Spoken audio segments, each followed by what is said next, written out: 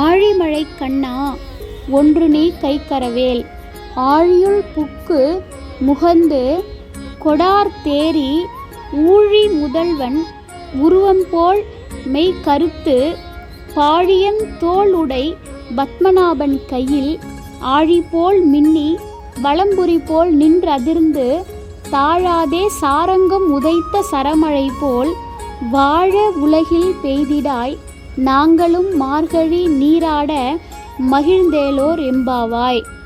அனைவருக்கும் வணக்கம். இன்று மார்கழி மாதம் 4வது நாள். அதனால் திருப்பாவை 4வது பாசுரத்தை பார்க்குறோம்.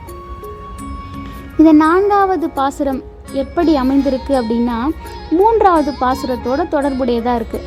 ஏன்னா 3வது பாசுரத்தில் தீங்கின்றி மும்மாரி பெய்யணும் நாடு முழுக்க அப்படின்னு சொன்னாங்க. தீங்கின்றி நாடெல்லாம் திங்கள் மும்மாரி பெய்யுது அப்படின்னு சொன்னாங்க இல்லையா. அப்போது அந்த மழை பெய்யறதுனால என்னென்ன வளம் இருந்தது, எப்படியெல்லாம் நாங்கள் செழிப்பாக இருக்கணும், நீங்காத செல்வம் நிறைந்திருக்கணும் அப்படின்னு சொன்னாங்க. இங்கே அந்த மழை எப்படி வரணும் அப்படின்னு அந்த வழியை சொல்கிறாங்க. இப்போ கண்ணனை விழிக்கிறாங்க. அவங்களுக்கு எல்லாமே கண்ணன் தான் இல்லையா. இப்போ மழைக்கு வருணன், திருமால் முல்லை நிலத்துக்குரியவர், அவர் அந்த மாதிரிலாம் இல்லை.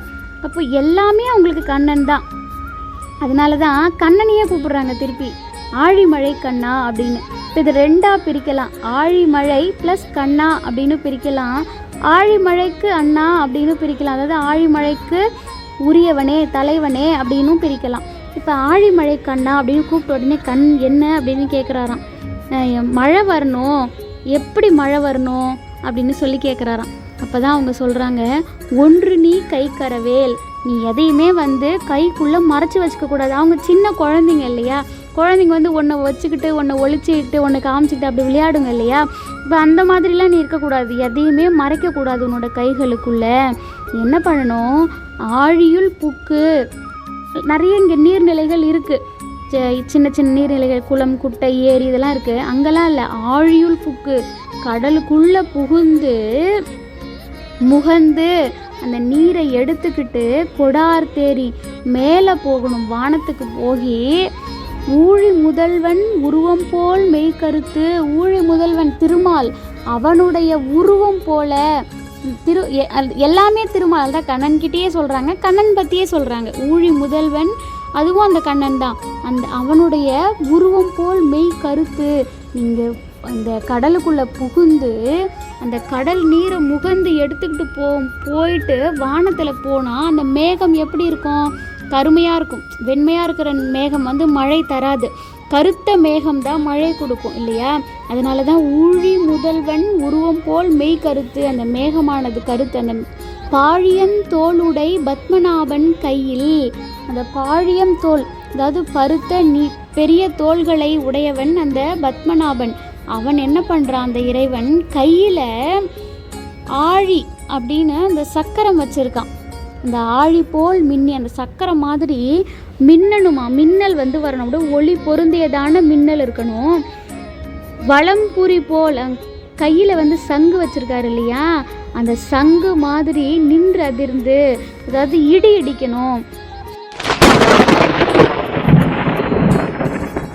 இங்கே கடல்லிருந்து நீரை முகந்து மேலே ஆவியாகி கருத்த மேகமாக உருமாறி பாழியந்தோளுடைய பத்மநாபன் கையில் இருக்கக்கூடிய ஆழி போல மின்னி வலம்புரி போல் நின்றதிர்ந்து இடி இடித்து,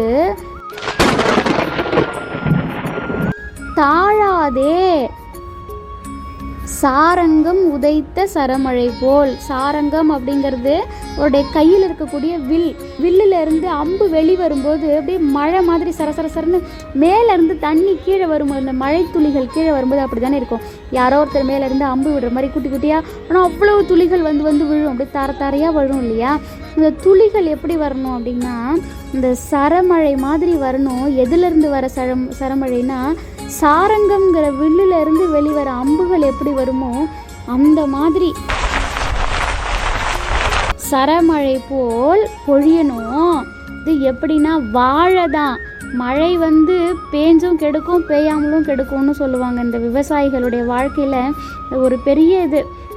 கரெக்டாக நெல் அறுவடை காலத்தில் மழை பெஞ்சு மொத்தமும் கீழே விழுந்து பாழாக்கும்.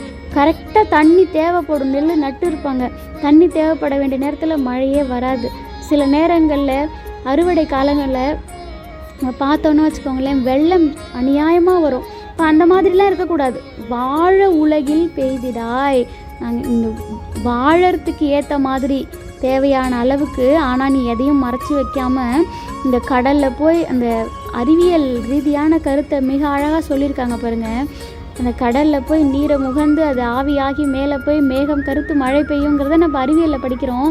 ஆனால் அப்போ ஆண்டாள் எவ்வளவு தெளிவாக சொல்லியிருக்காங்க பாருங்கள்.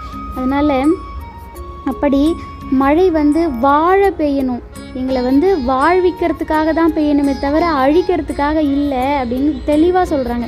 வாழ உலகில் பெய்திடாய், மக்களெல்லாம் மகிழ்ச்சியாக மழை பெற்று வாழணும். நாங்களும் என்ன பண்ணணும், மார்கழி நீராட மகிழ்ந்தேலோர் எம்பாவாய்.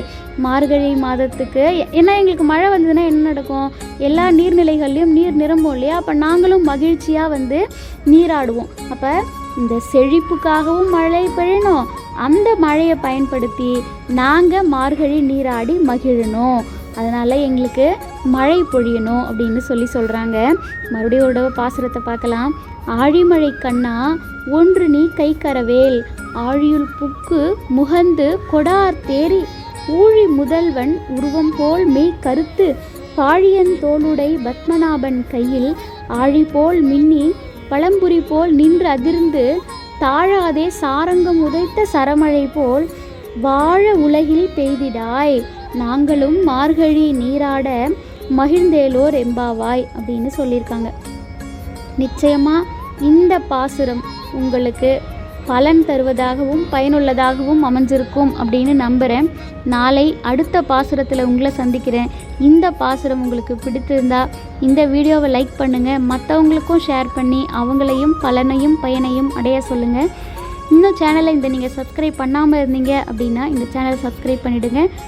நாளை சந்திப்போம். நன்றி.